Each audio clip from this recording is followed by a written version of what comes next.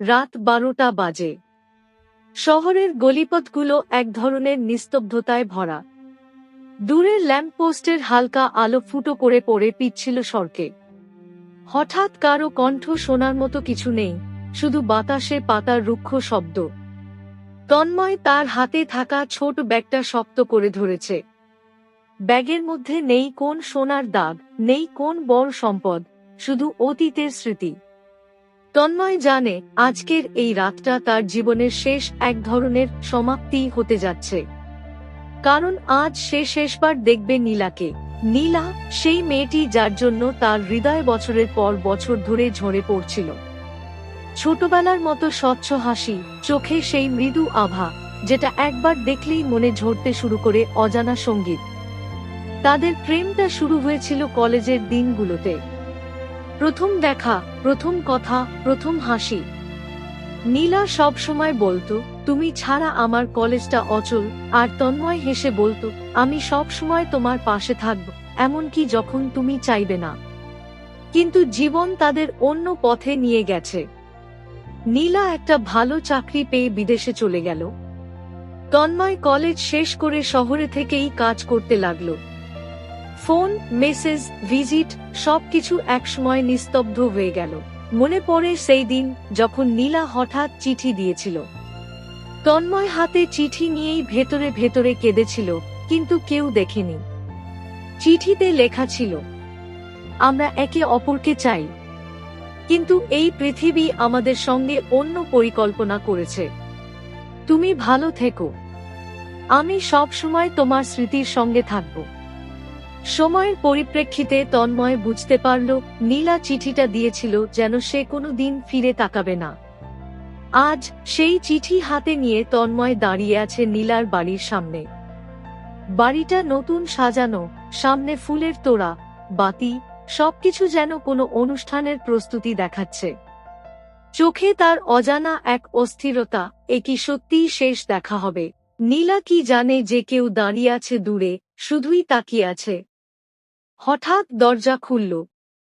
নীলা বেরোল, পরনে সাদা শাড়ি, মুখে হালকা হাসি, চোখে সেই চেনা আভা। হঠাৎ তন্ময়ের হৃদয় থেমে গেল। চোখের সামনে সে দাঁড়িয়ে আছে, কিন্তু ওর হাত ধরে রাখা অন্য কারো হাত। নীলা বলল, তন্ময়। কিন্তু তার কণ্ঠে সেই গভীর উচ্ছ্বাস নেই, কেবল হালকা শীষযুক্ত বিস্ময়। তন্ময় হেসে দিল, কিন্তু হাসি নয়, শুধু মুখ ভাঙা এক ধরনের মৃদু ব্যথা। হ্যালো, নীলা। অনেক বছর হয়ে গেছে, তন্ময় বলল। নীলা কিছু বলার আগেই সে নিজে বুঝতে পারল, সময়ের ফাঁক গোপনে কিছু পরিবর্তন করেছে। তারা আর সেই একই মানুষ নয়। তারা একে অপরকে চেনেও চেনা নয়। তন্ময় ব্যাগ থেকে চিঠি বের করল। এটা তোমার জন্য, বলল। নীলা সেটি হাতে নিল। চোখে অজানা উজ্জ্বলতা, কিন্তু তা দীর্ঘস্থায়ী নয়। চিঠিটিতে লেখা ছিল, আমি জানি তুমি সুখী থাকবে না, যদি না আমি জানি তুমি ভালো আছ। আমি সব সময় তোমাকে ভালোবেসেছি, নীলা। শুধু একবার আমাদের স্মৃতিগুলো মনে রেখো, আর আমার জন্য কেঁদো না। নীলা চুপচাপ হেসে ফেলল। কিন্তু তন্ময় দেখল চোখে জল জমছে। সে জানল এই জল শুধু নীলার নয়, তার নিজেরও। হঠাৎ বৃষ্টি শুরু হলো।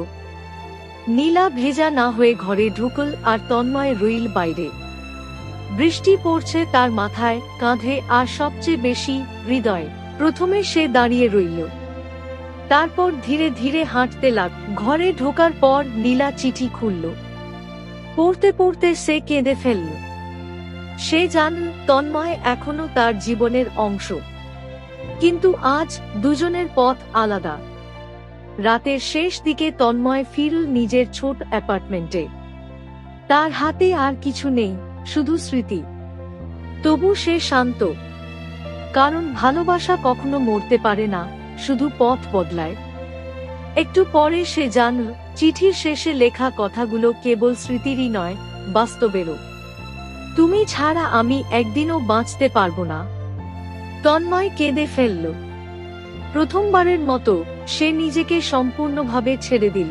বৃষ্টি থেমে গেল, কিন্তু তার চোখের জল শুকায়নি। কারণ সত্যিকারের ভালোবাসা কখনো যায় না, শুধু সময় সবকিছুকে তার জায়গায় রাখে। এভাবে তাদের প্রেম শেষ হলো, একটি শেষ দেখা দিয়ে, যেখানে চোখের জল ছিল, হৃদয়ের ব্যথা ছিল, আর সবচেয়ে গুরুত্বপূর্ণ, মনে থাকা ভালোবাসা ছিল।